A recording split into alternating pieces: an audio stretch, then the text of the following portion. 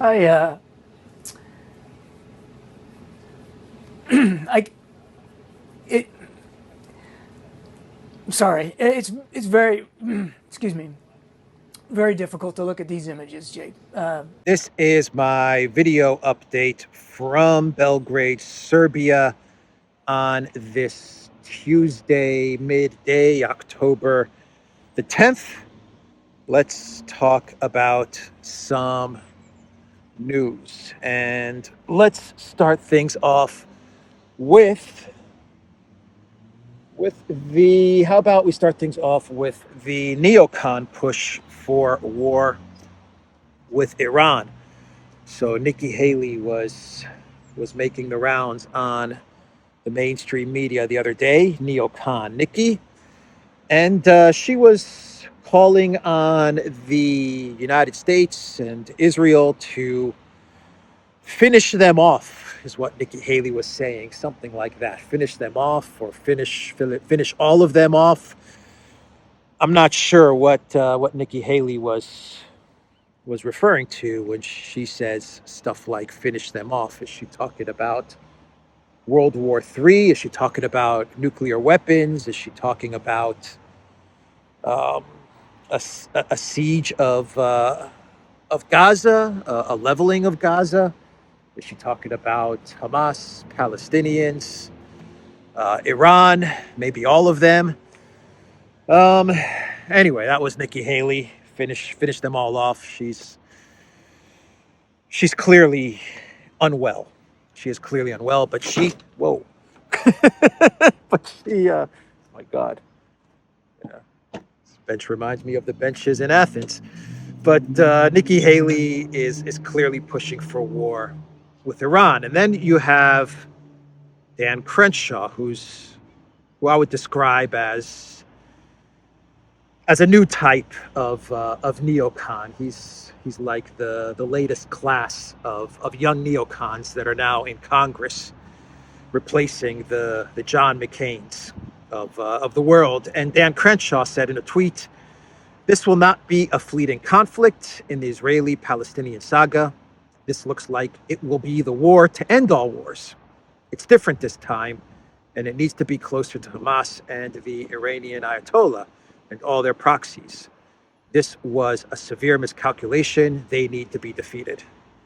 So the war to end all wars, according to Dan Crenshaw, that doesn't sound good. That doesn't sound good at all.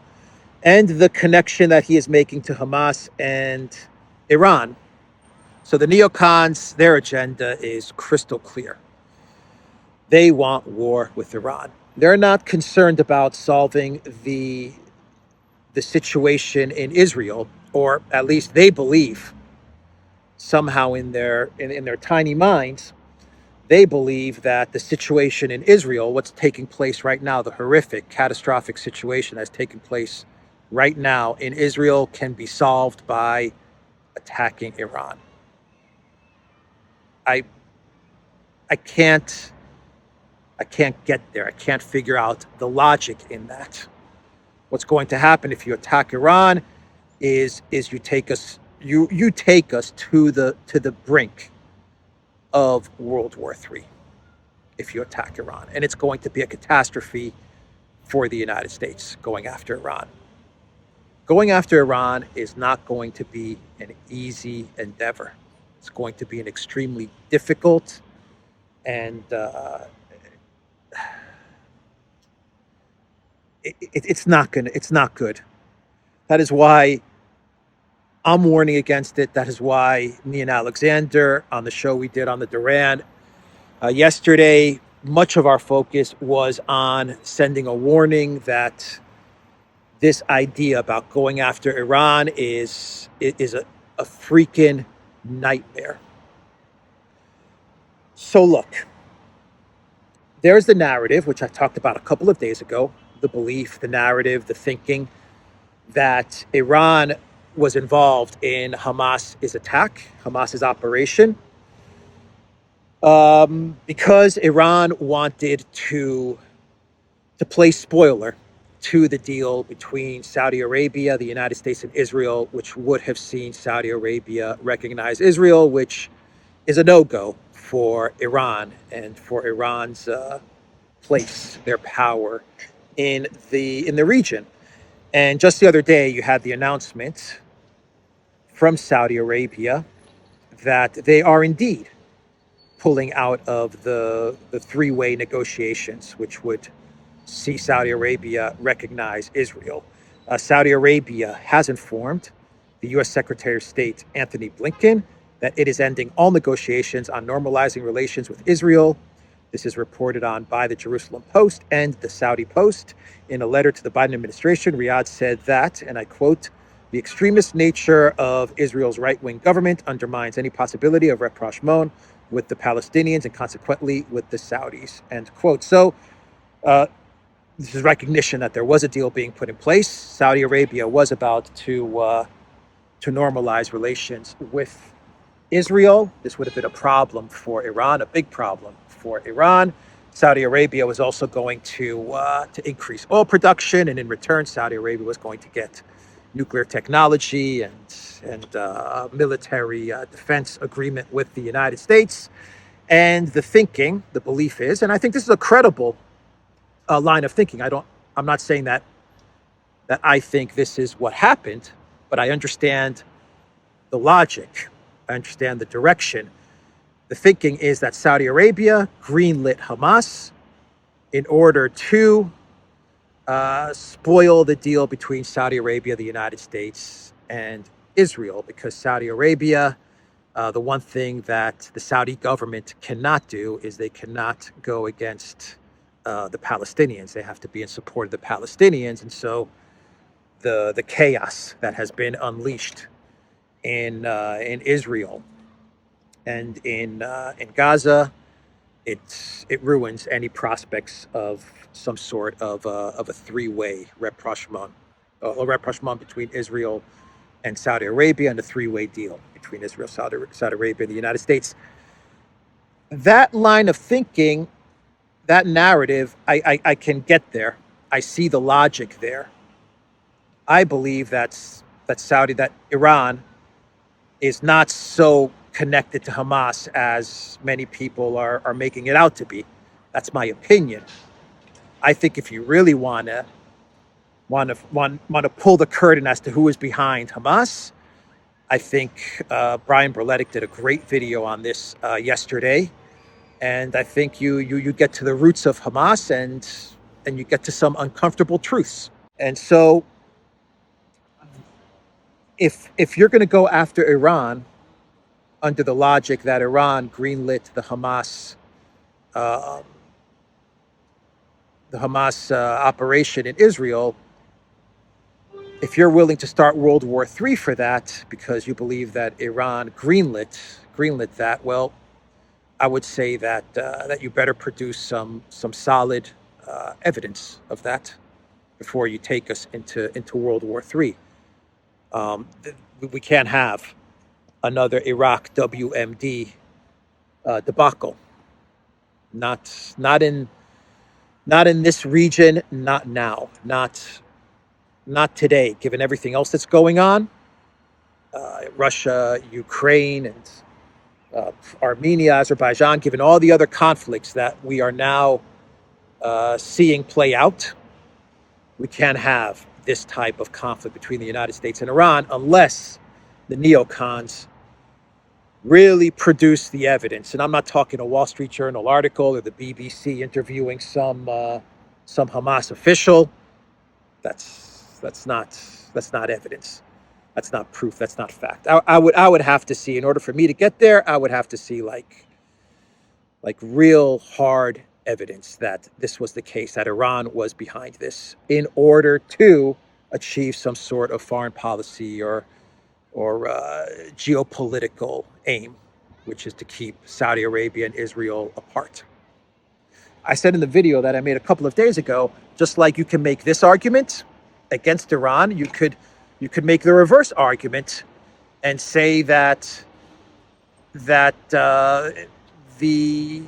Netanyahu administration, the United States intel, they looked the other way as Hamas launched this attack in order for the collective West to achieve their geopolitical goals, which would be to sidetrack BRICS plus Iran and Saudi Arabia. You can make the counter argument to that as well. Once again, if you make that argument, you would need to come up with evidence. Let's see the evidence that proves that they looked the other way as Hamas was launching this operation, and did they look the other way in order to place spoilers to BRICS plus, because BRICS plus is a legitimate threat to the U.S. unipolar rule. It's a threat to the dollar hegemony. It's a threat to the petrodollar. That's a pretty big motivation to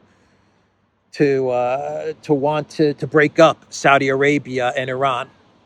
A rapprochement which was brokered by China, and when China brokered that rapprochement between Saudi Arabia and Israel and Iran, it was an embarrassment to the Biden White House. So, I mean, my point is that there is motivation. You can make a case for both directions as far as, you know, how this happened, how Hamas pulled this off, how they launched such a sophisticated and well organized operation with the United States and with Israel being caught so off guard. So you know, the video that Brian Berletic did was really, really good, because, you know, he got into a bit of the history and the real history of Hamas, and how Hamas was initially put together in order to act as a counter to the PLO.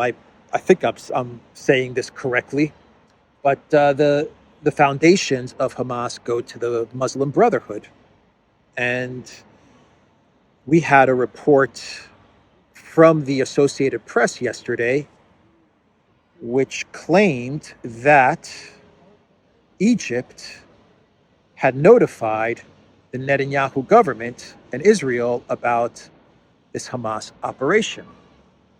And according to the Associated Press and the Egyptian intel official, the government of Netanyahu was not interested.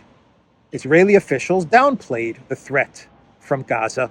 This is according to an anonymous Egyptian intelligence official. Once again, this is an anonymous Egyptian intelligence official. I don't know. What can you say? Is this true? Is this not true? I don't know. I get very nervous when I hear anonymous intel official. But this official said, and I quote, "We have warned them, Israel, an explosion of the situation is coming, and very soon, and it would be big, but they underestimated such warnings." This is what the Egyptian official told the AP. The official said that Egypt, which has historically acted as a mediator between Israel and Hamas, told Israel repeatedly that something big was being planned, and Israel ignored it. They downplayed it. They didn't care. Perhaps this is true.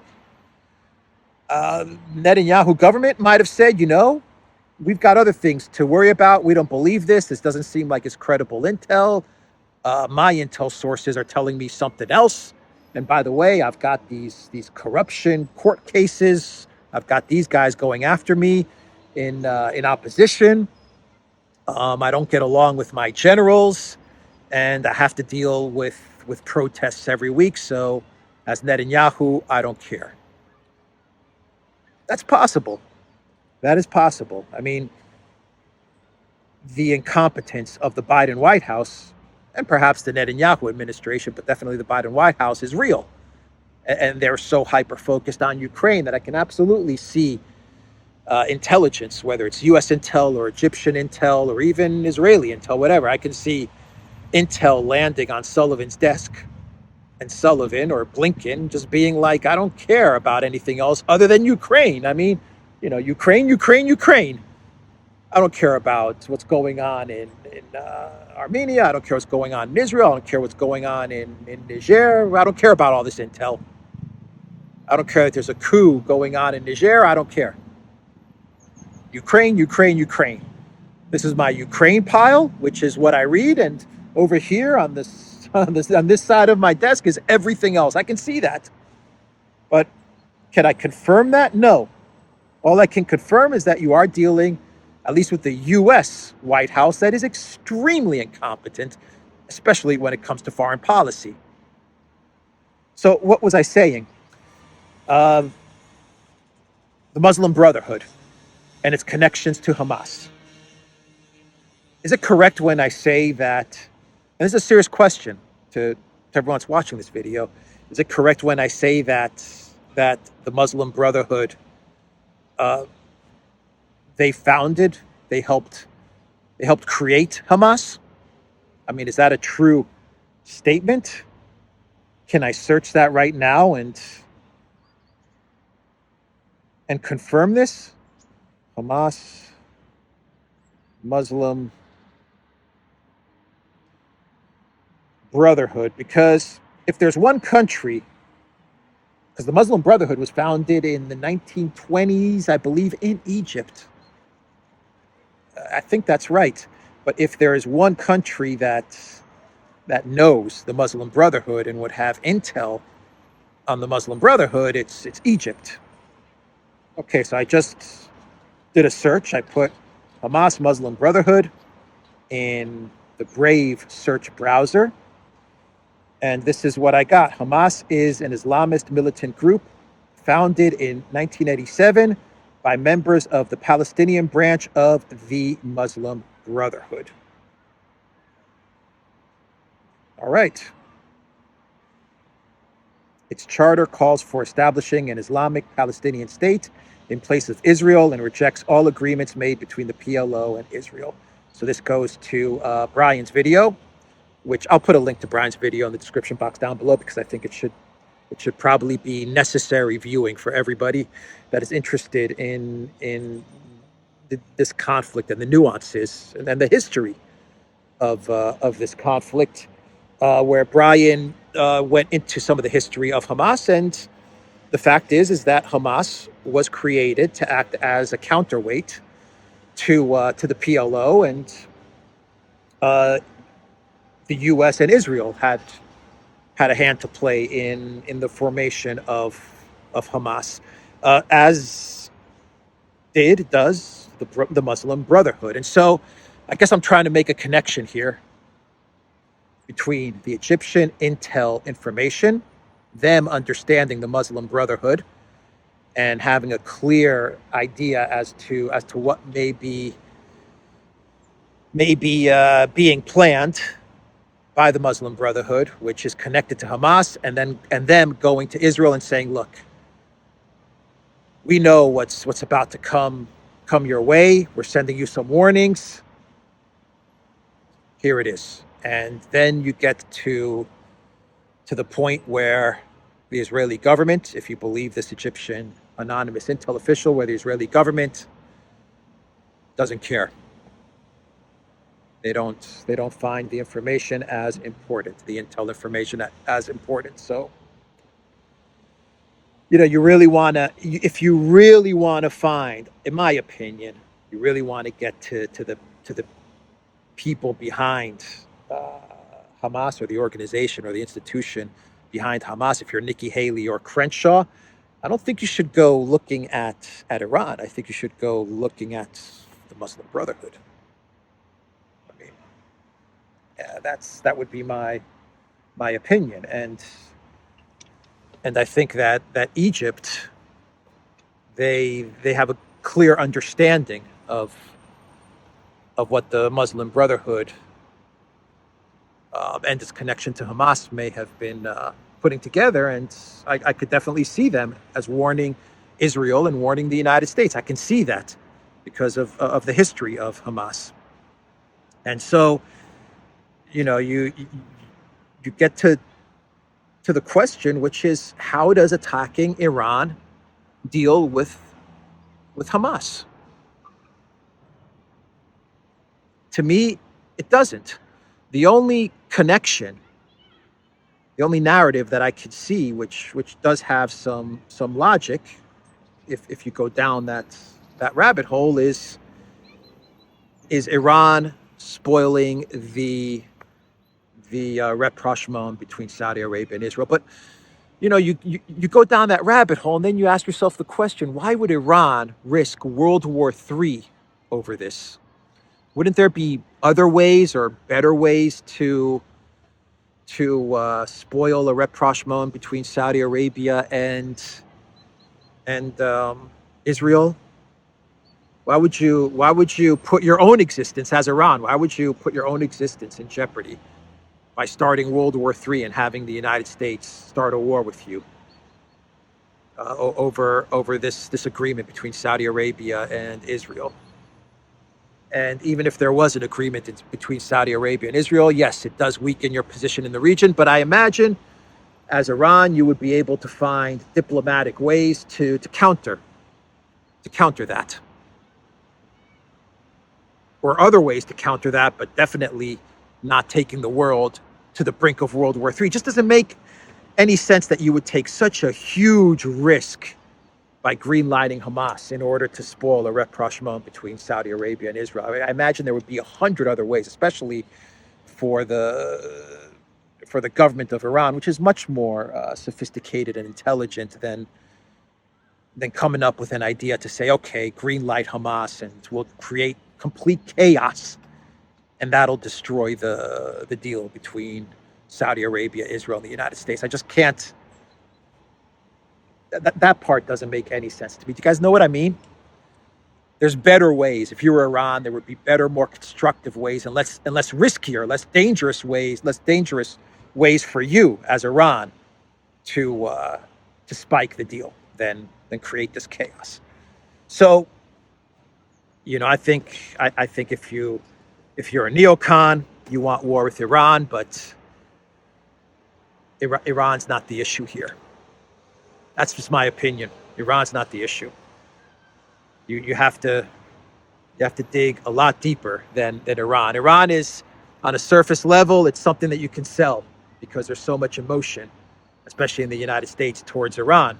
A lot of hate and emotion towards Iran. But the last thing we need right now is emotion. Even though what we're seeing is horrific and catastrophic, we need leaders that can think outside of emotion, so that we can find some sort of a containment or resolution. And in the video that we did on the Duran with Alexander, I posed the question to Alexander: what has to happen?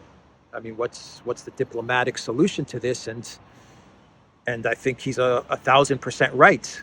Good leadership right now in the United States would be talking about containment, not escalating with Iran. Containment. How do you make sure this war doesn't widen?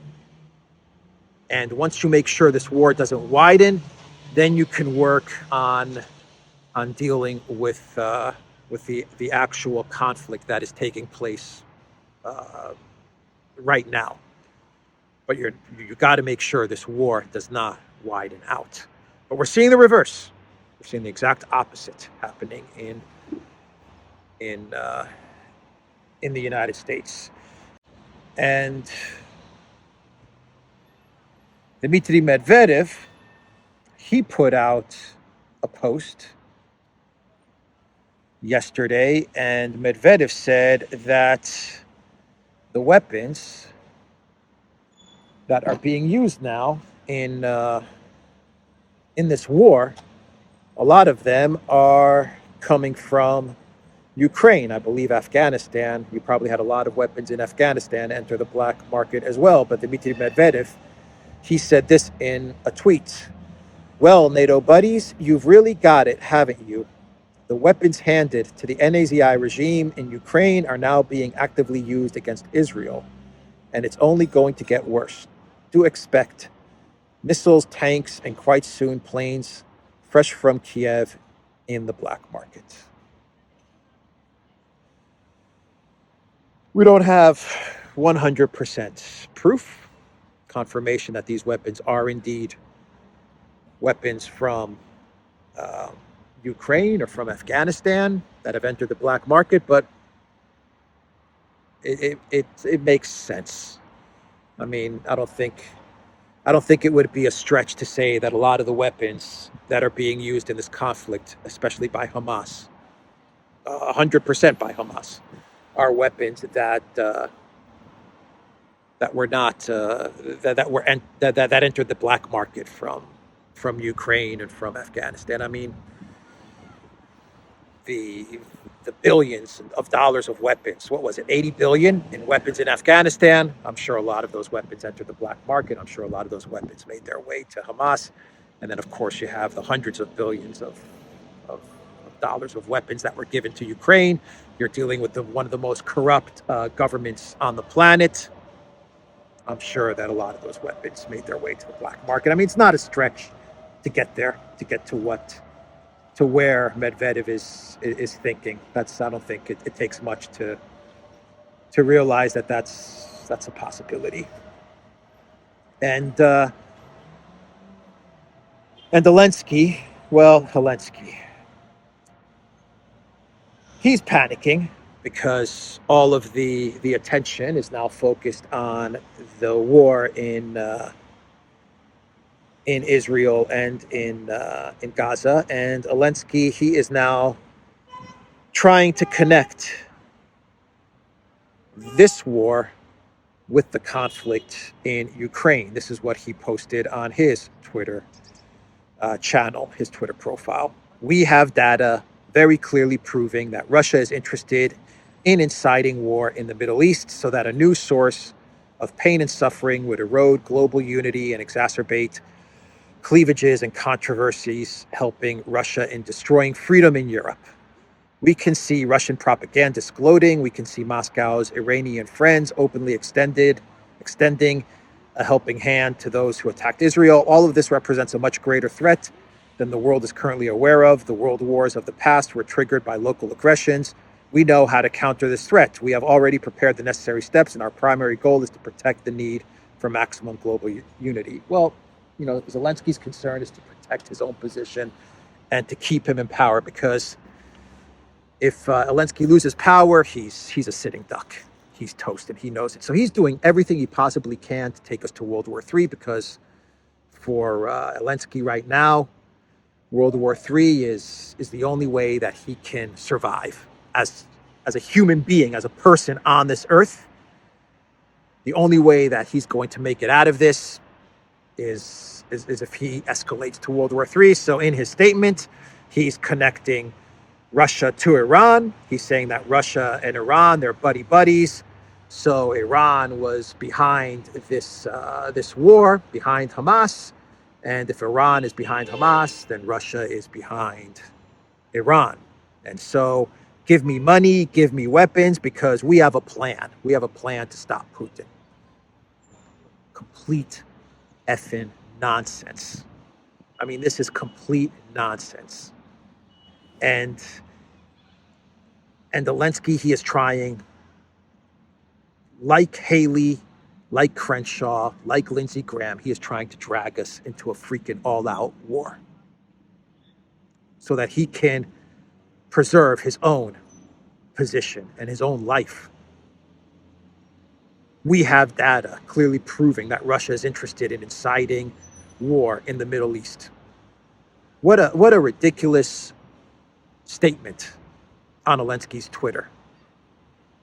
We have data very clearly proving that Russia is interested in inciting war. We have data that Russia is interested in inciting war. Show us the data that shows Russia is interested. I mean, just that statement alone, Russia is interested in inciting war.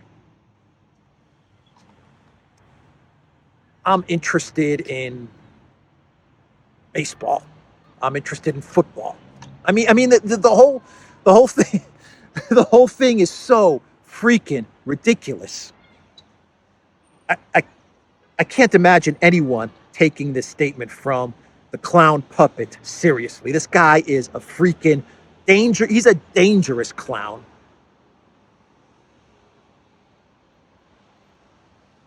And why? Why does Russia want to do this?